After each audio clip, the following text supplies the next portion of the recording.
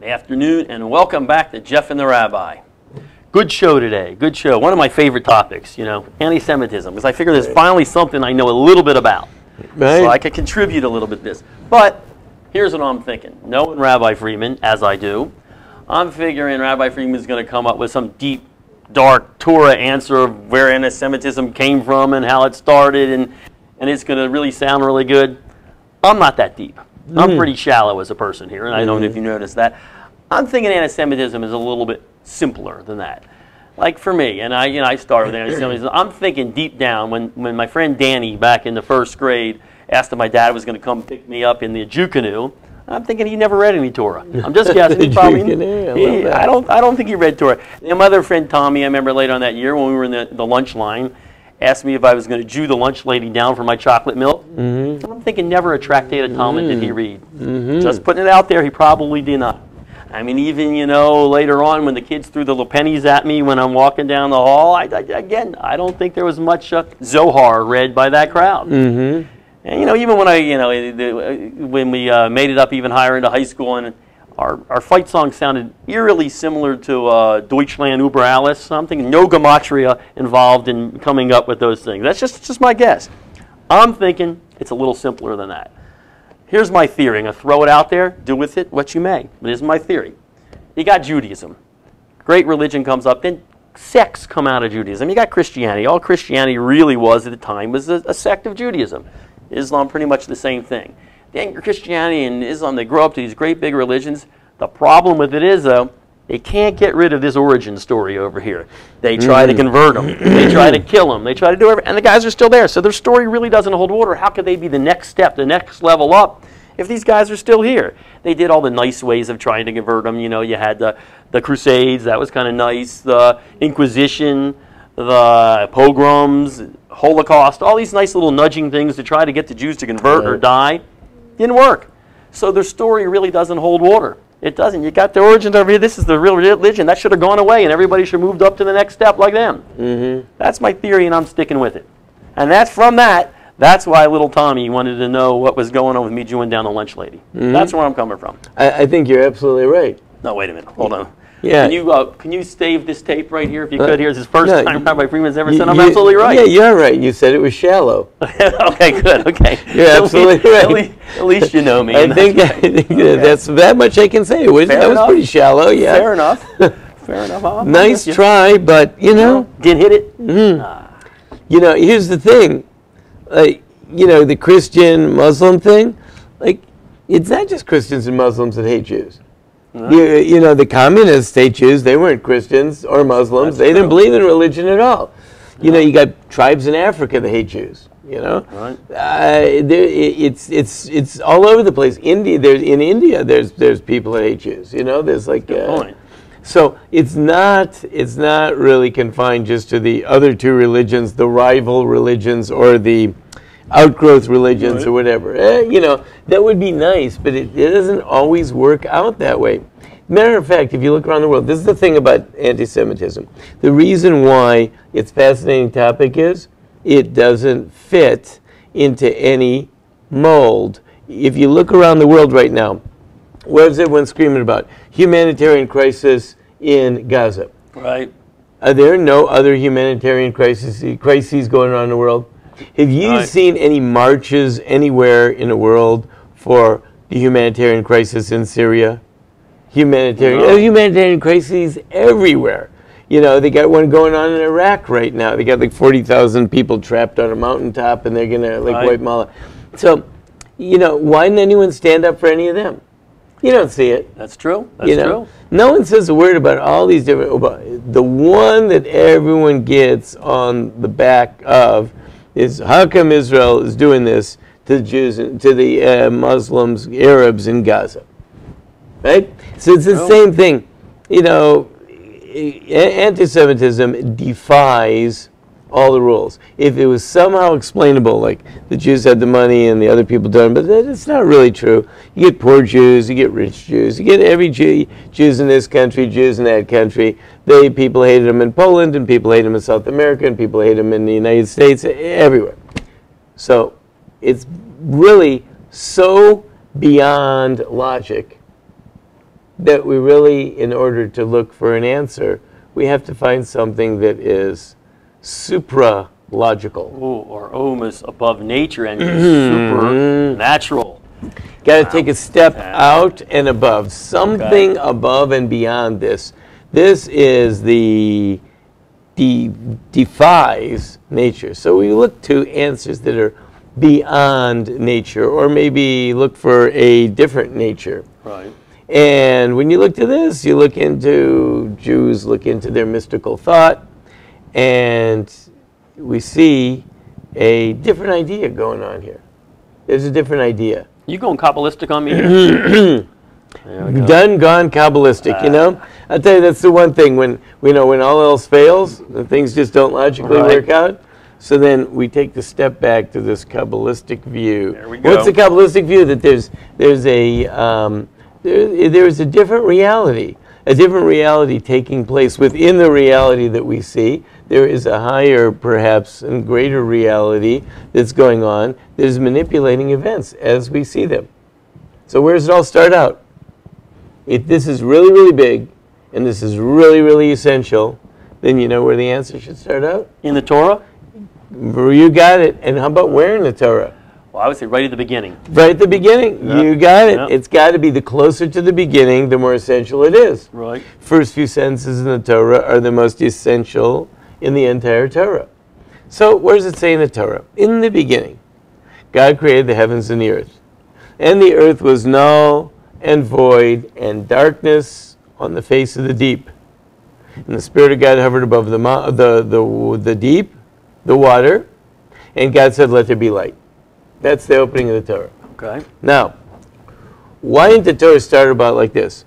In the beginning, God said, let there be light. I guess there has to be darkness before there's light, or there has to be bad before there's good. There's got to be evil before there's good. That's exactly it. If God laid it out that way, that's the way it has to be. He didn't have to say in the way it was. As a matter of fact, why was it anything? If God's creating, in the beginning there was nothing. Or, in the beginning there was God. God said, let there be light. That would be a nice, nifty Torah. Nothing except God, then light. What's the problem if there's light? If there's light and nothing but light, then there's no light. Picture a world where it never gets dark. It's only light. Then you're right. There's no light. No one would know what light is. I gotcha. No one would know. Light would be, you wouldn't know. What do you mean? Like, we wouldn't even identify light. There would be no way to see it, to know it. You know, you talk to a person, he never knew anything except light all of his life. Born into a world of light, it never got dark. You say, well, how do you appreciate this light? I don't even know what you're talking about. I don't even know what light is. They probably wouldn't even have a word for it, because it would just be is. Right. Just is. So in order for there to be light appreciated, you have to have darkness. Since I have a friend that's in stage production, says the number one thing you need, darkness. Okay. You have to create total darkness. Then your lighting can light up the things that you want. And the rest. But you have to first create total darkness so you can decide where the light goes. If you have any other competing light, then you're not in control. You have to be. How do you get in control of the light? The way you control the light is by creating darkness. So we open up the Torah. First sentence, God says there was darkness on the face of the deep. So there's darkness and deep, and then God said, let there be light. Oh, okay. Hey, well, that's something. So now we know that's God's modus operandi. Darkness, so that he can bring out light. Now he puts the world into this long, long journey. What's the purpose of the journey? To bring light into the darkness. Yep. God picks a certain particular group of people. These are called the Jews. What's the job of the Jews? Bring out light into the darkness.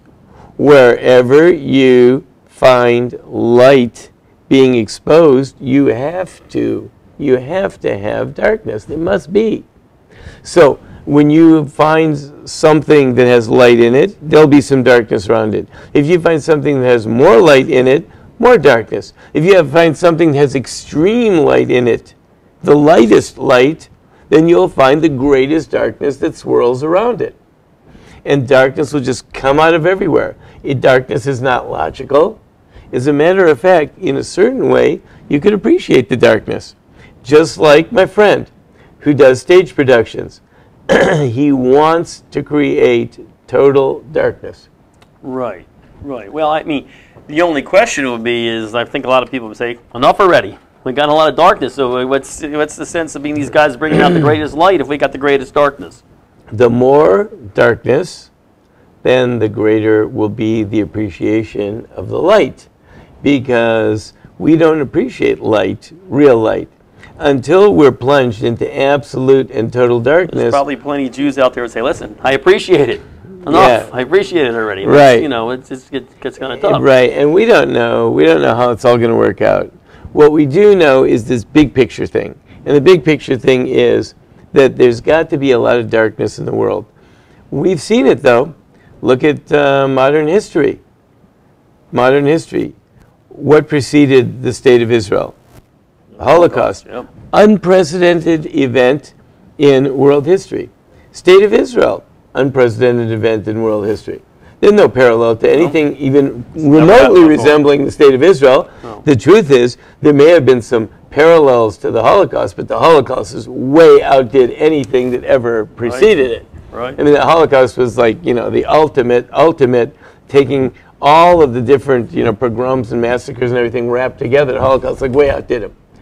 What comes up? So darkness of the most darkest sort. What comes out? State of Israel, which is really unusual light. And as we're seeing more and more every day, a tremendous light goes out into the world. In modern times, we see the light that the people or Jews are bringing out into the world. But I don't care if it's penicillin or cell phones. Jews are bringing more and more light. As we get closer to the Messianic era, or as the Messianic era begins, or whatever, it's hard to say when you're involved in it. It's hard to say where you're at. But as this unfurls, we will see the Jews bringing more and more and more light into the world. And this darkness will bring out this great light. Well, does it work just the opposite as well then? The more light the Jews bring out in the world, the more darkness is also brought out into the world. It's true that the Jews will elicit greater and greater darkness until they will bring out this tremendously huge, unheard of evil darkness, and then the great light will come about.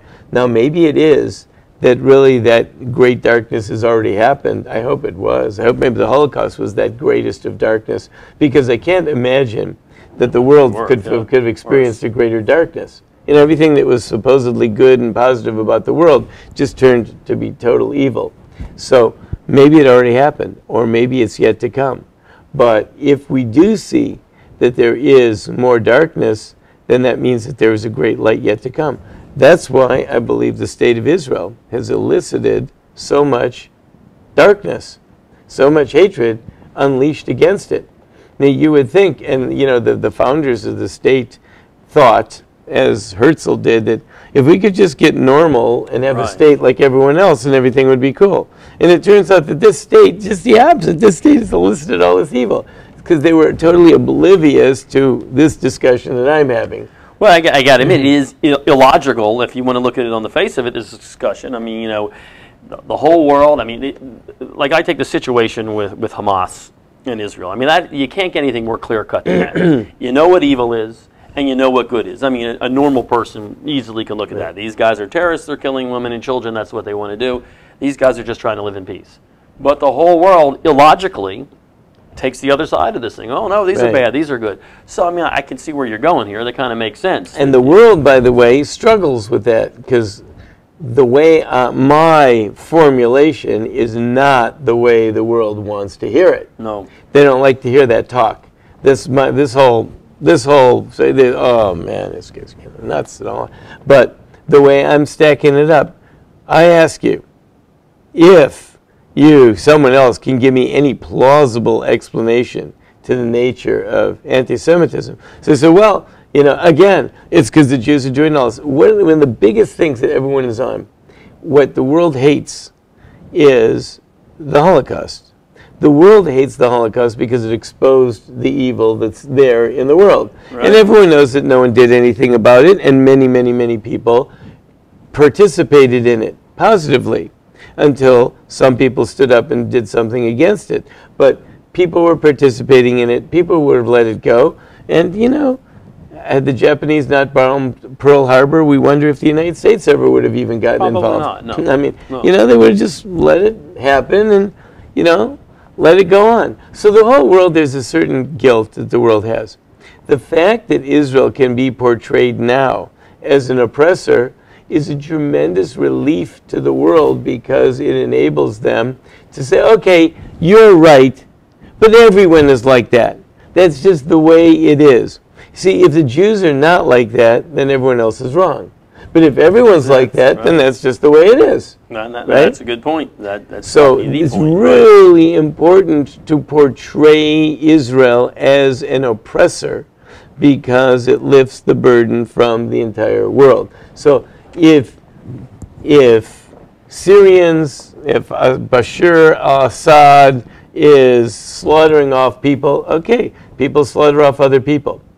But if the Jews don't slaughter off people, and Bashar Assad does, then he's bad. So we got to show that the Jews do. The Jews oppress other people. The Jews kill women and children. The Jews do all this horrific stuff. And once we show that, then that says, okay, you're right. It's evil, but it's not evil. Because if that's what everyone does, then it's not evil. It's not evil. I mean, you could say, like, you know, going to the bathroom is evil. But since everyone does it, it's not evil. Right. It might stink, but everyone does it, so that's just the way it is. Right. So then the bottom line, if you look at the United Nations, and the United Nations has more negative resolutions against the state of Israel than every other evil, horrible country in the world, from Cuba to Syria to the Soviet Union, then obviously you must look at that and say, hey, I guess that's the purpose of the United Nations to say, you guys ain't that bad.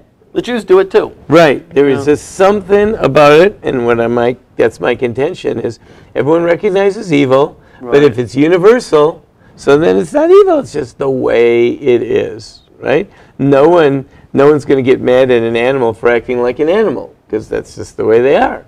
So if this is just the way life is, and that's the way life is, but if someone does it differently, then that is a whole different story, and it's really essential for them to tag Israel. That is the darkness. That is the darkness that's surrounding it, because that darkness wants to say, no, Israel is like that, everyone is like that, that is the way it is. That's the darkness that says to the world is just full of ruthless people who kill other ruthless people, the way it's been, the way it's going to be. Don't spend too much time dealing with the Syrians, because the way it is, the way it's going to be, and the Hutus and the Tutsis, don't worry about it, the way it is, the way it's going to be, you know, different groups, Ukraine's this, that, East Ukraine, West Ukraine. It's just the way it's going to be. Atrocities, which are not atrocities, because everyone commits atrocities, and all that stuff. So is it really then, when you look at these things, and you look on Facebook and you see, well, X amount of Nobel Prize winners from Israel, the people that created cell phones, the stuff in the cell phone in Israel, the people that created this heart monitor machine from Israel. Does that just, I guess that just sticks in the craw of the entire world, because they have to all this good stuff coming from the Jews. Right. Even when you see another movie by Steven Spielberg, I mean, is that just a problem for the world then? Right. It's the bigger and bigger problem, but they could even put up with that and ignore it. If we were evil? Yeah, if we would just be evil. We would just be evil. If we just be evil, because that is the most important thing. We need to normalize evil. And we've seen this. There are many, many other aberrations and concepts that people try to normalize. And normalizing it means there's no way you can explain it. It's so weird. It's so unnatural. But if you can normalize it, it's okay. That's the greatest darkness in the world. That is the greatest darkness. And when we have that great, and this is the universal darkness, if we can just universalize and normalize evil. You're going back to my whole progressive argument here, because that's the whole purpose of progressivism. If you normalize it, it's not bad anymore. That's right. Yeah. That's right. Absolutely. It's a great idea. It's a great idea. right? But you know, as long as someone pipes up and says, no, it's really not right what we're doing. Ooh, you messed us all up. That's just not good. So like, yeah. So then the problem is, I mean, you got the Jews who've integrated so greatly into society, and they're in secular society everywhere else. They're kind of part of the normalization there. Does that help or hurt the Jews? I mean, with anti-Semitism, I mean, you know, some people would say, hey, listen, we don't want anti-Semitism anymore, so we're just going to mold into society. We're just going to. I mean, obviously they did it in Egypt, they did it here today, and they mold into society. Does that help or hurt? You know, it is really a pity because you know, some of those people, like I just read an article in Haaretz, which is, you know, one of those a little to the left type of publications, right? And you know, they're just blasting Israel for all the horrible things Israel does and all the atrocities in the West Bank and in Gaza and on and on and on and on. The pity is that in order to buy into that, they themselves have had to turn. Not only are they missing out on that which is really Israel, which is noble and good, but they actually have to join into dragging the whole thing down.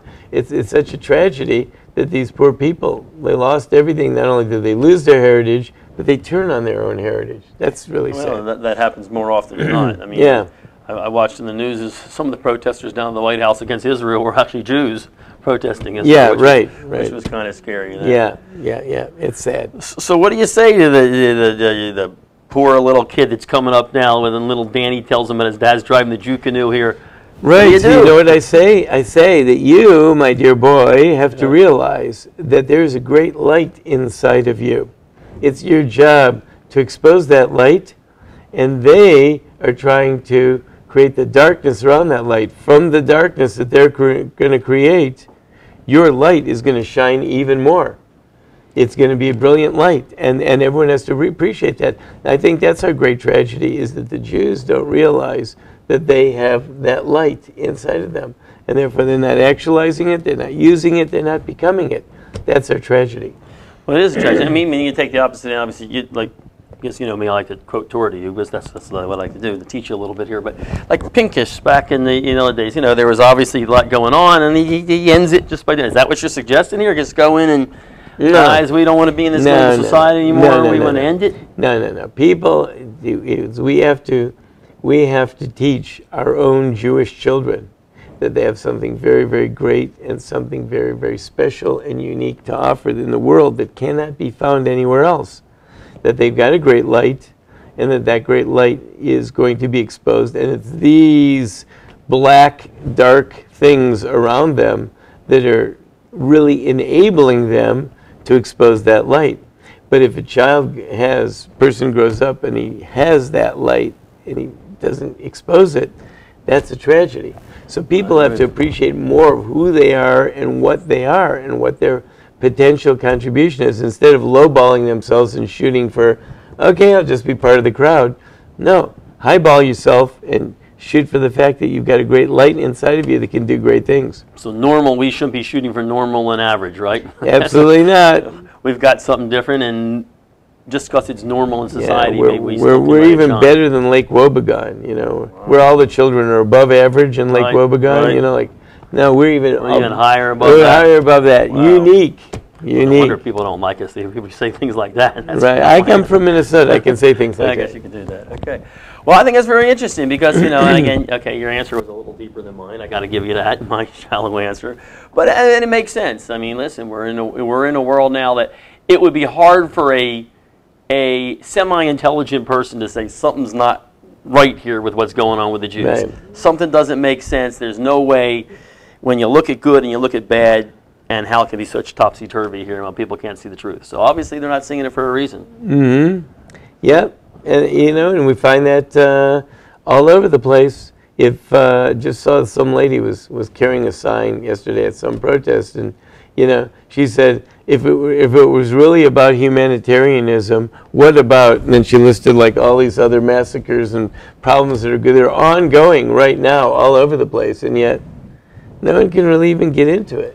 Truthfully, that's probably the fault of the Jews anyway, all those other ones as well, so I guess it doesn't really matter when you really look at it. Interesting take on anti-Semitism. I like it. It's something give me something more to think about here.